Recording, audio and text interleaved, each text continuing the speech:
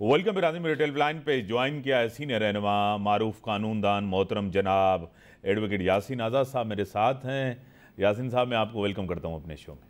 Thank you sir, thank you. Yasin साहब, एक confusion तो अभी भी अपनी जगह है कि मियाँ साहब अक्टूबर में आ रहे हैं, मियाँ साहब आने से पार्टी में एक जान पड़ जाएगी। दूसरी तरफ इलेक्शन कमीशन ने कहा है कि 30 नवंबर को डीलिमिटेशन हो जाएगी, उसके बाद इलेक्शन, यानी कि जनवरी फरवरी के अंदर इलेक्शन होने जा रहे हैं। क्या कहेंगे? देखें सर, आईनी एतबार से तो देखें तो ये इलेक्शन 90 दिन में हो जाने चाहिए। सही। लेकिन जो सीसीआई की हमारी नोटिफिकेशन है उसमें सेंसस का जब बारी आती है तो ये भी हकीकत है कि अगर मरदमशुमारी हो गई तो हल्का बंदियाँ करना जरूरी है। सही। ये भी आइन की एक रिक्वायरमेंट है। तो लामाला इलेक्शन कमीशन ऑफ पाकिस्तान के पास वक्त था, क्योंकि असम्बलियाँ अपनी मुद्दत पूरी कर रही थी नवंबर में, तो वो इससे पहले भी हल्का बंदियों करने चाहते तो कर सकते थे, लेकिन नहीं की। बहरहाल अब जो सूरत हाल है वो ये है कि 90 दिन के अंदर, जिस तरह मैंने कहा का आर्टिकल 224 ये कहता है, 224 कहता है कि 90 दिन के अंदर इलेक्शन होने चाहिए। लेकिन सीसीआई की मीटिंग के बाद ये बात तय हो गई कि नई हल्कियाँ किए बगैर जो है ना इलेक्शन होने के इम्कान नहीं है। इलेक्शन कमीशन ऑफ पाकिस्तान पहले ये कहता था कि ये हम दिसंबर तक ये मामला मुकम्मल कर लेंगे, लेकिन पॉलिटिकल पार्टी से वक्तन फक्तन मीटिंग के बाद इलेक्शन कमीशन ऑफ पाकिस्तान ने अब ये कह दिया कि 30 नवंबर तक हल्का बंदी कंप्लीट कर देंगे। उसके बाद जो है मैं सुनता हूँ कि जो फरवरी का आम आदमी के जहन में है कि फरवरी में इलेक्शन होंगे, मेरे हिसाब से वो फरवरी में इलेक्शन हो जाएंगे। सही। अब जो सूरत हाल है वो ये अपनी जगह पे है, लेकिन जो पाकिस्तान के इस वक्त मौजूदा हालात हैं, जो सूरत हाल बन रही है, और कुछ पिटिशनें सुप्रीम कोर्ट में भी दाखिल हो गई हैं। पॉलिटिकल पार्टीज बाद ये कहती हैं जो सीसीआई की मीटिंग के अंदर मौजूद थी, जिन्होंने हल्का बंदियों पे एग्री किया अपने चीफ मिनिस्टर की मौजूदगी में, अब वो लोग जो है ना बड़ी अजीब सी बात कर रहे हैं। वो ये कहते हैं कि जी 90 दिन होने चाहिए। तो अगर आप में हिम्मत थी तो जब सीसीआई की मीटिंग हो रही थी वहाँ बड़े लोग बैठे हुए थे, तो आपके चीफ मिनिस्टर ने जो भी हैं किसी सूबे के, वहाँ अपने इतराज क्यों नहीं किया कि जी हम नई हल्कियाँ बंदियों पर इलेक्शन नहीं कर सकते, क्योंकि आइन की रिक्वायरमेंट जो है वो 90 दिनों की है, तो 90 दिनों के अंदर इलेक्शन होने चाहिए। सही। तो हम हमेशा ऐसे वक्त पे सोचते हैं जब वक्त बिल्कुल नजदीक आ जाता है ना, तो फिर हम रास्ते ढूंढना शुरू कर देते हैं। ये काम होने चाहिए कबल वक्त और बिफोर टाइम, जो हम नहीं करते। अब जिस तरह पिटिशन सुप्रीम कोर्ट बाहर गई है और उन्होंने कहा जी 90 दिन में इलेक्शन मत कराएं, पहले आपको पता है ऑनरेबल सुप्रीम कोर्ट इमीडिएटली तमाम ऐसे केसेस को फिक्स कर लेते हैं फॉर हियरिंग। लेकिन अब अंदाजा करें कि सुप्रीम कोर्ट बाहर था, सुप्रीम कोर्ट में जाने के बावजूद अभी तक को पिटिशन जो है ना सुप्रीम कोर्ट में फिक्स नहीं हुई फॉर हियरिंग। तो जो सूरत हाल बनती है, ये बात आपको माननी पड़ेगी कि सब कुछ जो सूरत हाल इस वक्त बन रही है, और वो मरदमशुमारी भी एक आइनी रिक्वायरमेंट है, और उस आइनी रिक्वायरमेंट के मुताबिक हल्का बंदियाँ जरूरी हैं। हालांकि ये बात तय है कि इस मरदमशुमारी के तहत हल्का बंदियों तो आप कर लेंगे, वोटों की तादाद तो बढ़ जाएगी, लेकिन कौमी असम्बली के मेंबरान की जो तादाद है उसमें ना आप कोई इजाफा नहीं कर सकते। इसलिए इजाफा करने के लिए जो सूबों की सीटें मखसूस हैं, उसमें आइन के जो रिक्वायरमेंट है उसको अमेंड करने के लिए 2/3 मेजॉरिटी चाहिए, और इस वक्त कौमी असम्बली का कोई वजूद नहीं है। तो ज़ाहिर है कि आप कोई अमेंडमेंट तो कर नहीं सकते। हल्का बंदियों का आपका ज़्यादा से ज़्यादा फायदा ये हो जाएगा कि किसी हल्के में वोटों की तादाद बढ़ेगी। आप कह सकते हैं कि जी वोट ज़्यादा पड़ा, लेकिन मैं नहीं समझता में कोई ख़ास किस्म का कोई फ़ायदा हमें मिलेगा। बहरहाल जो सूरत है वो इस वक्त आपके सामने है, और मैं ये समझता हूँ कि इलेक्शन अगर मुनासिब अब 90 में करा लेते, लेकिन अब मुमकिन नहीं है। सितंबर शुरू हो गया और नवंबर, तो आपके लिए बड़ा मुश्किल है।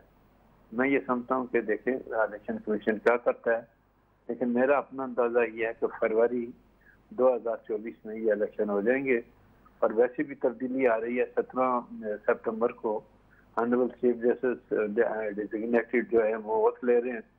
उसके बाद सुप्रीम कोर्ट में क्या सूरत बनती है वो चीफ जस्टिस के वक्त के बाद पता चलेगा। अब जो मौजूदा चीफ जस्टिस हैं उन्होंने ऑफिस वर्क शुरू कर दिया, कोर्ट में बैठना तो छोड़ दिया उन्होंने।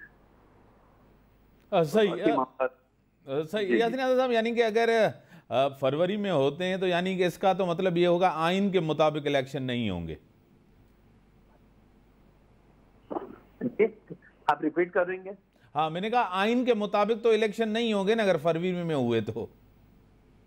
सर आइन के मुताबिक नहीं होंगे, लेकिन जो आपकी हल्का बंदियां हैं, जो मर्दमशुमारी है वो भी तो आइन की एक रिक्वायरमेंट है। आपने मर्दमशुमारी करा ली, हल्का बंदियां नहीं की, ठीक है। तो आप हल्का बंदियां करने के लिए भी तो एक आइन की रिक्वायरमेंट अपनी जगह तो मौजूद है ना सर। तो उसको क्या करेंगे? आइन का मतलब ये थोड़ा ही है कि हम किसी खास आर्टिकल को पकड़ लेते हैं, ठीक है। तो फ्री एंड फेयर इलेक्शन कराने की जिम्मेदारी इलेक्शन कमीशन ऑफ पाकिस्तान की है। आप डेट देने की भी जिम्मेदारी एक किस्म की इलेक्शन कमीशन ऑफ पाकिस्तान की है। सदर पाकिस्तान मेरे ख्याल में डेट देने के मूड में थे, तो वो जो सूरत हाल है इस वक्त तक जो मैंने सोशल मीडिया पे देखा है कि बड़े लोगों ने उनको सदर साहब को समझाया कि अपनी लिमिट के अंदर रह के बैठो, वो बैठ गए। मैं और आप क्या कर लेंगे, हम तो तमाशा ही देखेंगे ना सर। यासीन साहब, मसाइल आपके सामने हैं, जिस तरह बिजली के बिल हैं, एहतजाज कर रहे हैं, अवाम सरापा एहतजाज है, महंगाई है, पेट्रोलियम प्राइसेस है, डॉलर की सूरत यार, हर चीज़ें महंगी हो गई। आपको लग रहा है कि सारे मसाइल का हल एक जनरल इलेक्शन है और जो मौजूदा निगरान हुकूमत है इनके हाथ में भी तो कुछ नहीं है, ये भी तो कुछ कर नहीं पा रहे? सर निगरान हुकूमत ने, आपने देखा कि IMF वालों से रिक्वेस्ट की कि बिजली के बिलों और इसमें हमें कंसेशन दिया जाए। IMF वालों ने आज टोटली इनकार कर दिया। तो जब हम ये कहते हैं कि हम आज़ाद और खुद मुख्तार एक मुल्क हैं, तो हम IMF के डायरेक्शन को क्यों फॉलो करते हैं? इसलिए करते हैं कि हमारी रियासत ने वक्तन फ़क्तन जो है उनके साथ एग्रीमेंट किए हैं, और वो एग्रीमेंट माजी में इमरान खान के दौर में भी हुए, ज़्यादा दौर उन्होंने हुए। बाद में इमरान खान ने IMF के एग्रीमेंट की वायलेशन की, IMF ने अपने आप पे ट्रस्ट करना छोड़ दिया, और आखिरकार कर्ज की मंजूरी के लिए IMF वालों ने आपको इतना मजबूर किया कि आपको हाथ जोड़ने पड़े, बड़ी मुश्किल से आपको पेमेंट जाके मिली। तो ऐसी सूरत हाल में जब एक मुल्क माशी तौर पे तबाही बर्बादी के दाने पे खड़ा हो, $1 अरब के लिए वो IMF की हर डायरेक्शन को मानने के लिए तैयार हो, तो ऐसी सूरत में आप ये बताएं क्या होगा? अब रह गया बिजली के बिलों का मामला। जाहिर है कि जब पेट्रोल की कीमत बढ़ेगी, बिजली भी बढ़ेगी, जहाज़ों के किराए भी बढ़ेंगे, हर चीज़ बढ़ेगी। सफ़र कौन करता है? पाकिस्तान का गरीब आवाम करता है ना सर।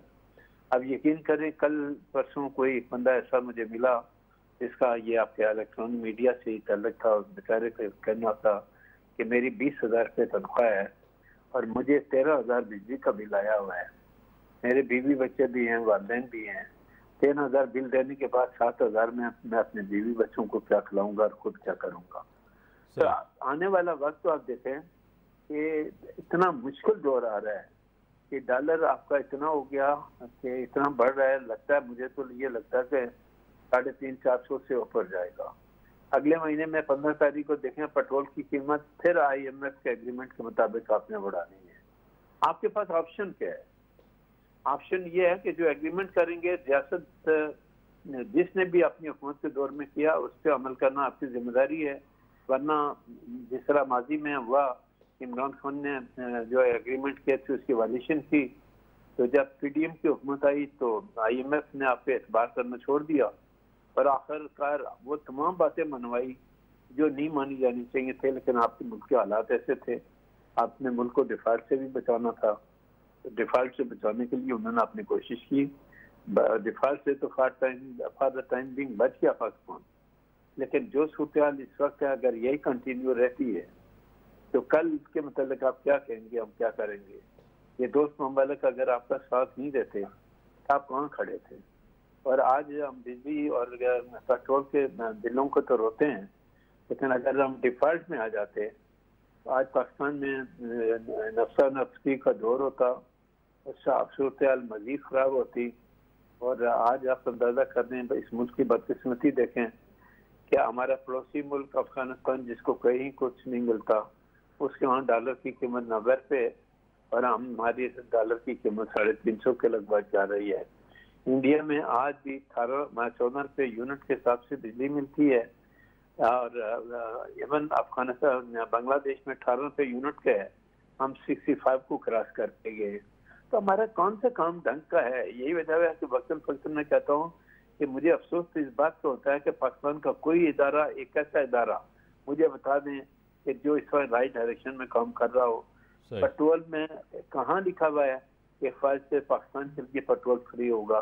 कहाँ लिखा है कि 14-15 लाख तनख्वाह लेने वाले जज साहिबान को बिजली का बिल फ्री होगा, पेट्रोल फ्री होगा? ये क्या मजाक बना हुआ है?